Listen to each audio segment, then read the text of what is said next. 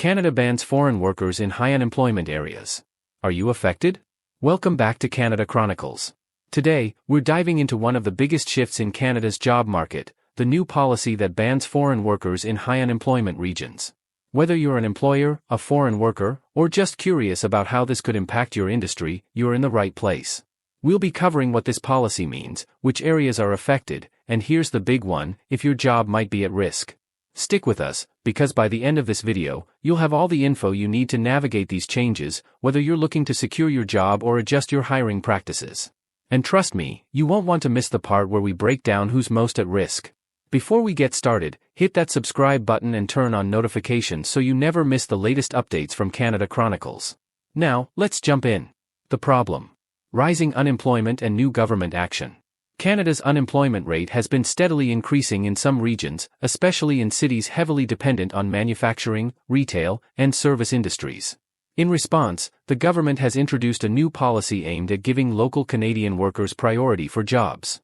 The most significant part of this policy is the ban on hiring foreign workers in Census Metropolitan areas or CMAs where the unemployment rate is 6% or higher. This is meant to help workers in struggling economies regain their footing, particularly after the economic disruptions caused by the pandemic.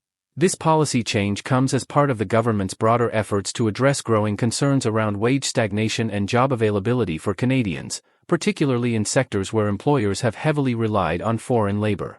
The government believes that by restricting foreign worker hires in areas with high unemployment, local workers will have better opportunities to secure employment, especially in low-wage jobs where competition with foreign labor has been a long-standing issue. Additionally, this shift reflects Canada's evolving post-pandemic labor market, where the focus is on reducing reliance on temporary foreign workers while encouraging employers to invest in local talent. The regions impacted. So, which areas are affected? As of September 2024, several CMAs are now under this ban. Here are some of the key regions. Windsor, Ontario. 9.8% unemployment. Toronto, Ontario. 8.6%. Edmonton, Alberta. 8.5%. Oshawa, Ontario. 8.5%. Calgary, Alberta. 7.6%. St. Catharines, Niagara, Ontario. 7.5%. Hamilton, Ontario. 7.4%. Kitchener-Cambridge-Waterloo, Ontario. 7.1%. Montreal, Quebec. 7.3%. If you or your business is located in one of these areas, this new policy means that LMIAs for low-wage positions will no longer be processed, forcing employers to focus on local talent. What this means for employers. For employers, especially in industries like retail, hospitality, and manufacturing, this policy introduces significant challenges. These industries have long relied on temporary foreign workers to fill labor shortages. However, under the new rules, businesses in high unemployment areas must now shift their focus to local hiring. The government has launched grants and workforce development programs to help employers train Canadian workers, but this transition will take time and resources. Many employers worry that finding qualified Canadian candidates, particularly for low-wage roles, will be difficult due to skill gaps or reluctance to accept lower-paying jobs. As a result, businesses may need to rethink their recruitment strategies, raise wages, or invest in automation to offset labor shortages. Additionally, the 10% cap on low-wage foreign workers adds more pressure for employers, even those in exempt sectors. CAP requires businesses to maintain a balance between hiring local workers and foreign labor, reducing their reliance on temporary foreign workers. This means that employers will need to increase investment in local workforce training to meet labor demands while adhering to the new restrictions. For some businesses, this may involve restructuring roles or finding alternative recruitment strategies to stay compliant. Exceptions to the ban. Before you start worrying, not every industry is subject to this hiring freeze. The government has made exceptions for sectors deemed critical to Canada's infrastructure and economy, ensuring that these industries can continue to hire foreign workers where needed. The exempt sectors include healthcare. With Canada's ongoing shortage of healthcare professionals, foreign workers can still be hired for positions like nurses, caregivers, and personal support workers. Agriculture and food processing. Foreign workers are still allowed for jobs related to farming, food production, and fish processing, especially since food security is a national priority. Construction. As Canada faces a housing shortage, the construction industry is also exempt, ensuring development projects can continue without delays. These industries are vital to the economy, and their exemptions allow them to continue benefiting from foreign labor where local workers are unavailable. In addition to sectoral exemptions, businesses in these industries must still adhere to the broader regulations imposed by the government.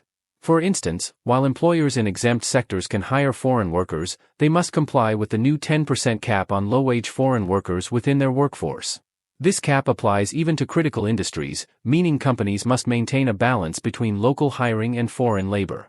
Furthermore, the duration of employment for foreign workers in these sectors has been reduced to 1 year, down from 2 years, which will require businesses to continually reassess their labor needs and seek renewal or replacement of foreign labor accordingly. Impact on foreign workers. If you're a foreign worker or planning to apply for a work permit in Canada, this policy will make securing a job in the affected regions more difficult, especially for low-wage positions. Employers in high unemployment areas will no longer be able to hire foreign workers for low-wage roles unless they can prove that no local Canadian workers are available. This means a more competitive job market for foreign workers, and you'll need to focus on exempt sectors or regions where the unemployment rate is lower than 6%. The good news is that if you're already employed in one of these regions, this policy does not target existing foreign workers, and you won't lose your job simply because of the new rules. However, renewing your LMIA might be more difficult when your current work permit expires.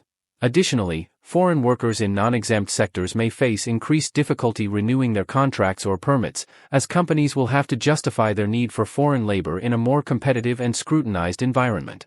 Workers in low-wage positions may be particularly vulnerable as businesses adjust to the 10% cap on foreign labor, further reducing the number of available positions for foreign workers. Why the 6% threshold? Why did the government choose a 6% unemployment rate as the cutoff? The Employment and Social Development Canada or the ESDC states that 6% marks a level where there's significant availability of local workers. By stopping the hiring of foreign workers in areas with higher unemployment, the government aims to direct employers toward hiring from the local workforce, which it believes is ready to meet labor demands. However, some industry groups argue that unemployment rates don't fully capture the complexity of the labor market. For example, while unemployment may be high, available workers might lack the skills needed for certain roles. This creates a labor gap that foreign workers often fill. Could your job be at risk? Thanks for sticking with us. Now, let's address the important question: could your job be at risk? For foreign workers already employed, your immediate position may seem safe under this policy, but broader industry shifts could impact your future job security. While the government has stated that current foreign workers won't be displaced, businesses that rely on LMIA approvals may have to reconsider their long-term hiring strategies. This could result in fewer opportunities for promotions or advancements as companies focus on hiring Canadians for new roles. In sectors like hospitality and retail, known for relying on temporary foreign workers, you might notice fewer job openings and possible operational changes as businesses adapt to the new rules. Though the policy doesn't directly target current employees, it's crucial to stay informed and consider seeking employment in exempt industries or regions less affected by these changes. The solution: navigating the ban.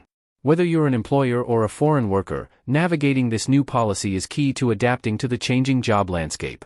For employers: 1. Invest in local talent. Now is the time to focus on retraining and upskilling your local workforce. Government grants can help businesses build a sustainable talent pipeline. 2. Automate where possible. If labor shortages persist, consider investing in automation to reduce reliance on human labor. 3. Rethink your recruitment strategy. Offering better wages or improved working conditions may help attract local workers who are currently hesitant to take on low-wage jobs. For foreign workers: 1. Focus on exempt sectors. Look for job opportunities in healthcare, agriculture, or construction, where demand for foreign workers remains high. 2. Consider relocating. If you're flexible, apply in regions where the unemployment rate is below 6%, as the LMIA ban won't apply there. This may improve your chances of securing a job in Canada. 3. Stay informed. Immigration policies are constantly evolving, so keeping up with the latest updates will help you make informed decisions about where and when to apply for jobs. Canada's new policy on foreign workers is a major shift in how the labor market operates, especially in high unemployment regions. While it poses challenges, it also offers opportunities for businesses to invest in local talent and for foreign workers to target high-demand industries. Staying informed and adapting to these changes will be crucial for both employers and employees. Thanks for watching today's episode of Canada Chronicles. If you found this video helpful, give it a thumbs up and share it with anyone who might benefit from this information. Make sure to subscribe and hit the notification bell so you're always up to date on the latest changes in Canada's immigration and labor policies. We've got more important updates coming your way soon. Until next time, stay informed, stay prepared, and we'll see you in the next video.